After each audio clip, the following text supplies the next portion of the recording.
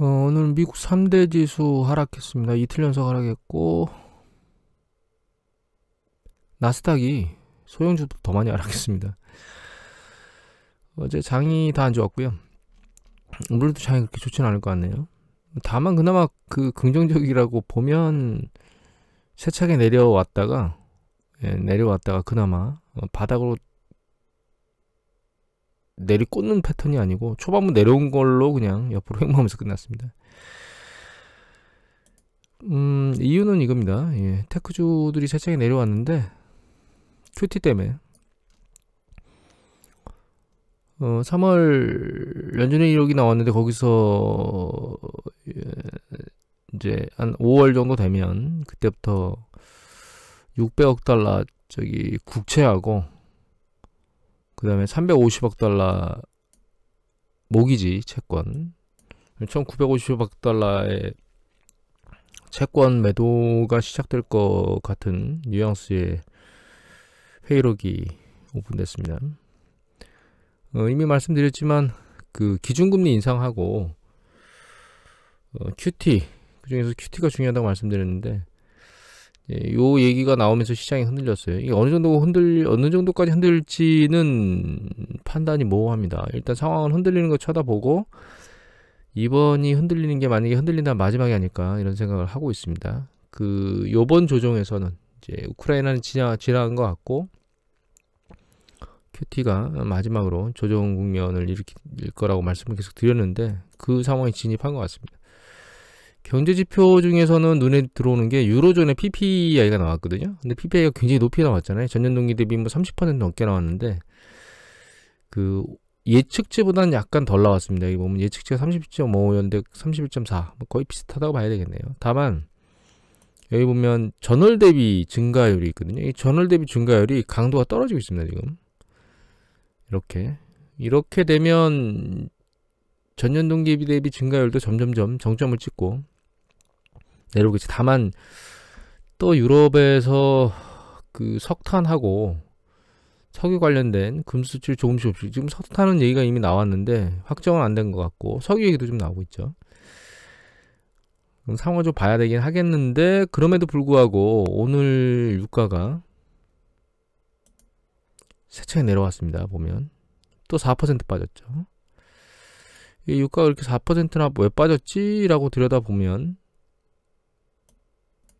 이 부분입니다. 이거 investing.com 사이트 기사고요.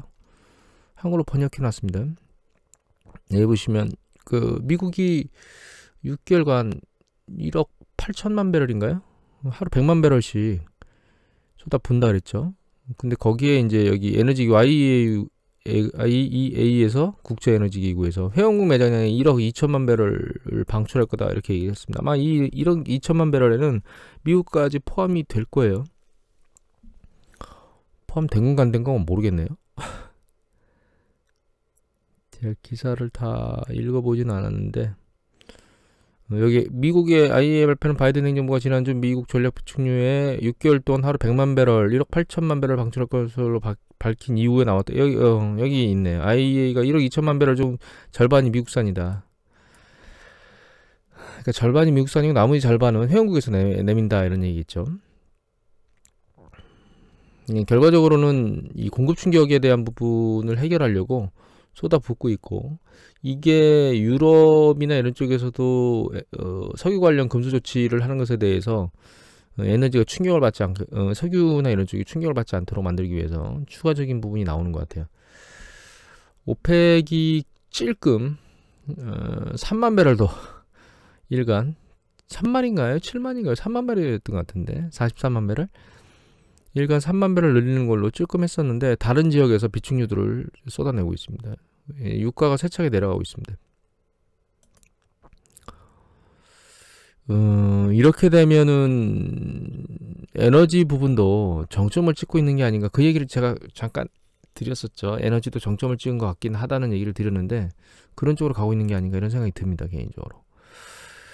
그리고 모기지 관련돼서 계속 이게 모기지 어플리케이션 모든 모기지 관련된 그 지원이거든요. 이게 모기지면 이제 주택담보대출 살려고 주택담보대출 신청하는 거잖아요. 주택 살려고. 근데 계속 추세적으로 줄어들고 있어요. 미국이. 금리 인상이나 이런 부분들 때문에 이게 영향을 미치고 있는 것 같고 일정 부분은 주택을 살 만한 사람들은 많이 산 것 같아요. 그래서 주택 가격이 꺾여서 내려가는 건 안 보이지만 정점 부분에 연줄이 있는 건 아닌가 이런 생각은 들고 있습니다. 특이한 건 재고가 늘고 있습니다. 이거 EIA 미국의 에너지 정보청에서 나온 건데 이건 뭐 추세적으로 줄고 있다 늘고 있다를 말할 수는 없고 주간으로는 늘었습니다. 근데 쿠싱 오일은 달라요. 쿠싱 지역에 있는 그 재고량은 보시면 바닥을 찍고 몇 주 연속으로 이렇게 추세적으로 올라오고 있습니다. 재고량이. 뭔가 패턴이 좀 바뀌고 있는 거 아니야? 이런 생각이 조금, 물론 여기서 들렸다가 또 다시 차츰 내려왔잖아요. 그래서 상황을 좀 봐야 되는데 이때 이제 그 우크라이나 침공이나 이런 상황들이 좀 발생했던 때이기 때문에 상황을 좀 봐야 되겠지만 추세적으로 좀 올라가고 있는 거 아니야? 반등해서 마지막으로 이런 생각이 약간 들고 있습니다. 정리를 해보면 연준에서는 이제 더 이상은 안 되고 밸런스를 빨리 줄여야 되겠다라고 하는 생각으로 액션을 움직이는 것 같고 금리는 빅스텝을 할지 베이비 스텝을 유지할지는 상황을 좀 봐야 될 것 같습니다. 다만 QT를 빨리 5월부터 진입하는 걸로 예상이 되니까 주식시장은 흔들렸고 이 QT나 빅스텝 혹은 뭐 베이비 스텝이든 하여튼 금리를 올리는 방향이 속도가 좀 빨라지는 것에 가장 주된 이유는 인플레이션인데 그 인플레이션에 최근에 아주 악재를 쏟아붓고 있는 에너지 관련된 가격은 여기저기서 저기를 쏟아부으면서 약간 아랫방향으로 내려가는 모습을 보이고 있는 게 아닌가라는 생각이 들고 있거든요. 물론 이게 인플레이션 압력을 당장 아래로 끌어내리지 못할 겁니다. 지금 농산물 같은 경우에는 아예 대책이 없거든요. 지금. 그래서 어느 쪽 방향으로 완전히 인플레이션이 움직일지는 판단은 못하겠지만 단기적으로 이제 확 주저앉지는 않겠지만 추세적으로는 정점을 찍고 있는 게 아닌가라는 생각이 들게 되고 그런 입장에서 놓고 보면 지금은 아니지만 좀 여름께 지나고 나서 가을께로 갈 때는 물가 상승 압력이 상대적으로 떨어지면서 기준금리 상승 속도나 QT 속도가 약간 누그러질 수도 있겠다라는 생각을 하고 있습니다. 다만 시장의 충격은 요번에만 주고 후반부로 가면서 시장의 충격은 사라질 겁니다. 이슈가 처음에 작동할 때 이슈로 인해서 시장의 변동성을 야기한 이후에 그 뒤로는 QT나 이런 것 때문에 문제가 야기되는 게 아니고 그 실물 경제가 어떻게 돌아가고 있는지에 따라서 주식시장에 영향을 받을 거거든요. 그래서 지금만 상황 그러니까 주식시장의 변동성에 영향을 받을 것이다 이렇게 이해하시면 될 것 같아요. 다만 이제 우려가 되는 게 우크라이나 상황이 요거부터 볼까요? 뉴시스 기사입니다. 저 스물스물 이제 이런 얘기들이 올라오고 있습니다. 4월 6일자 도이치방크가 적극적인 긴축에 내년 말 침체 가능성, 그러니까 경기 침체 얘기들을 하고 있거든요. 근데 이것 때문에 놀라실 필요는 없는 게 도이치방크가 경기 침체 얘기를 하고 있는데 이게 내년 말이니까 내년 여기 보시면 밑에 도이치방크는 내년 4분기와 2024년 1분기에 연준이 추가 긴축으로 미국 경제가 위축될 것으로 보인다고 예상했으니까 내년도 4분기의 경기가 정점을 찍는다는 뜻이겠죠. 3, 4분기에 빠르면. 그 이전에 주가가 정점을 친다면 가을께, 여름께 이때 주가가 정점이라는 뜻인데 여름처럼 날이 좋을 때는 정점을 찍지 않고 가을께 정점을 찍는다 이런 얘기를 하고 있는 겁니다. 그러니까 너무 쫄 필요는 없다 이런 얘기죠. 경기 수축 전에 주가가 내려올 수 있긴 한데 그게 추세적으로 내려가기는 어려우니까 올해는 도이치방크의 얘기를 따른다 하더라도 추세적으로 내려가지는 않을 것이다 이렇게 해석을 하시면 될 것 같아요. 우크라이나 문제는 이 부분인데요. 우크라이나가 요구를 하고 있긴 한데 문제는 집단 안전 보장을 요구하고 있거든요. 이거 뉴시스 기사를 좀 들여다보면 뉴시스 기사입니다. 4월 6일자 기사고 누가 올리셨나? 이걸 올리신 분은 그냥 공감 언론 뉴시스라고 돼 있네요. 근데 이 중간에 이 부분이에요. 집단 안전 보장이 미국, 영국, 프랑스, 터키, 독일, 캐나다, 폴란드, 이스라엘 이 우크라이나의 안전을 나토식으로 보장한다. 나토식으로 보장한다는 얘기는 뭐냐면 한 회원국에 대한 공격을 모든 회원국에 대한 공격으로 간주한다 이런 얘기거든요. 이건 나토에 가입한 거하고 똑같잖아요. 근데 이거를 이 서방 국가들이 받아들이겠냐? 저는 안 받아들일 거라고 생각합니다. 그냥 전쟁에 휩싸이는 거, 휘말리는 건데 이들이 이걸 동의할까요? 저는 아닐 것 같은데. 그래서 이제 되지 않는 부분을 요구하는 것 같아요. 우크라이나 쪽에서는 또. 그래서 이게 잘 안 될 것 같고, 중요한 건 또 미 합참의장 같은 경우에는 우크라이나 전쟁이 장기화될 것이라고 얘기를 했었는데, 그 뒤에 나토 사무총장도 이 전쟁이 수개월 혹은 수년간 지속될 수 있다 이렇게 얘기를 하고 있습니다. 그러니까 지금 러시아 우크라이나 이 전쟁이 이 상황을 계속 유지하고 갈 것 같아요, 한동안. 그래서 또 한 가지 중요한 건, 전쟁이 일정 부분 끝난다 하더라도 러시아가 우크라이나의 일정 부분의 영토를 점유하고 휴전으로 갈 가능성이 높잖아요. 근데 그런 경우에는 결과적으로는 러시아의 제재를 서방에서 풀지는 않을 겁니다.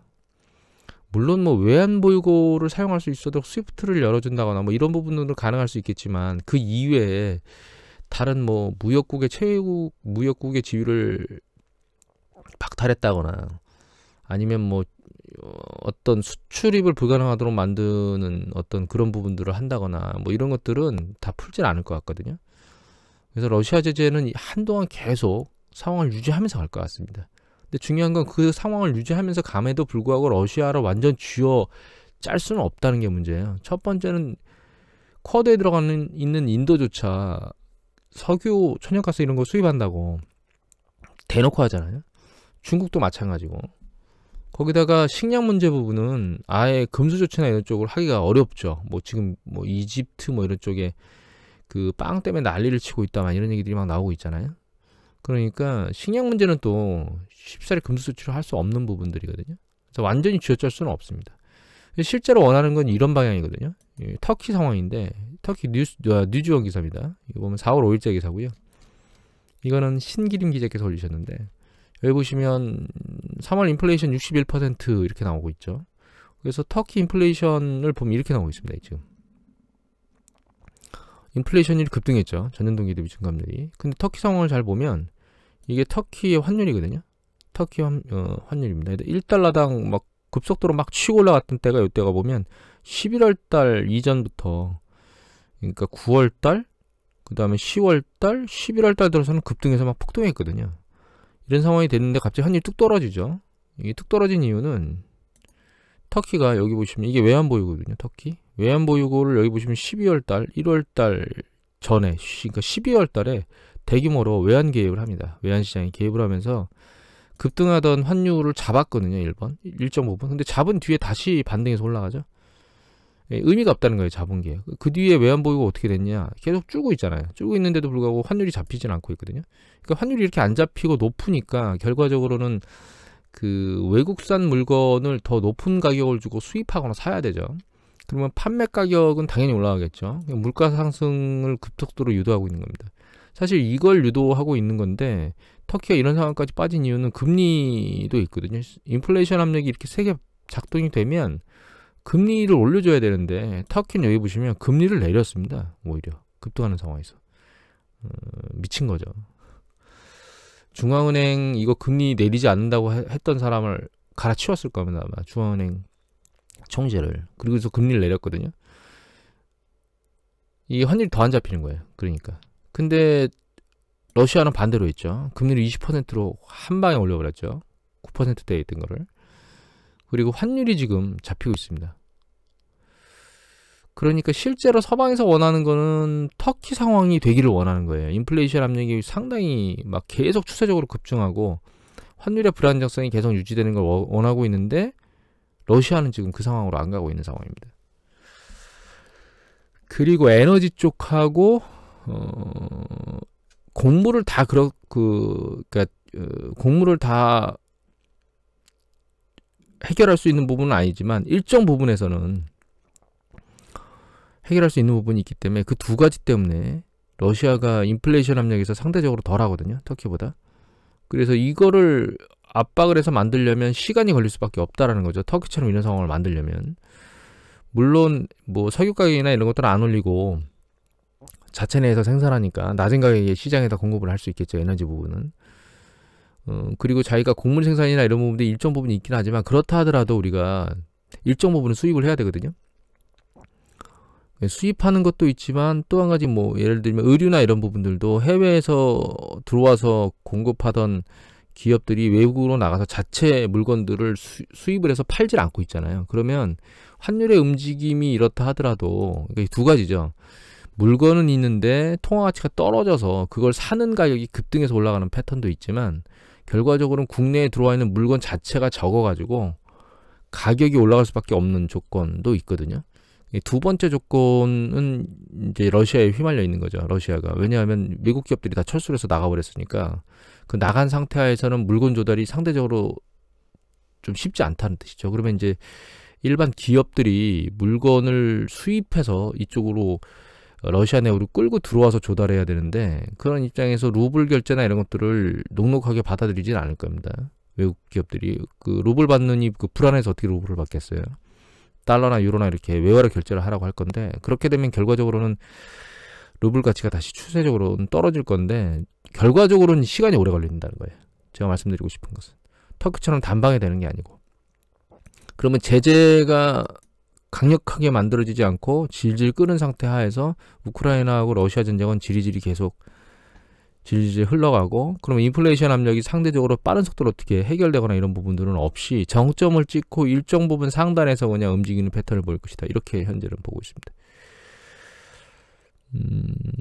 돈바스 지역이나 이런 쪽을 확실히 점령하지 않는 이상 러시아가 그리고 그렇게 되고 인정하는 형태로 휴전을 하지 않는 이상은 해결이 안 될 것 같아서 안타까운 일이지만 그 유엔에서 쫓아낼 수도 없고 그렇다고 제재로 강력하게 단박에 뭘 해결할 수도 없고 그 다음에 우크라이나가 원하는 보장도 해줄 수 없고 전체적인 흐름을 놓고 보면 우크라이나는 정말 난맥상입니다. 무엇인가 뺏기지 않으면 휴전이 안 될 것 같아요. 제가 이걸 보면서 느낀 겁니다. 확실하게 상대방의 적을 제압할 수 있는 강력한 군사력이 없는 이상 함부로 전쟁이 터질 수 있는 상황, 외교적 상황을 만들지 마라 라고 하는 게 우크라이나 상황을 보면서 느낀 겁니다. 그래서 한 나라의 그 국방부 장관이 공격에 대한 방어나 이런 것에 대해서 강력하게 말하는 거하고 지도자가 말을 하는 건 다른 부분이다. 이런 부분도 생각을 하게 하는 그런 게 아닌가 이런 생각을 합니다. 오늘은 이것으로 마치도록 하겠습니다.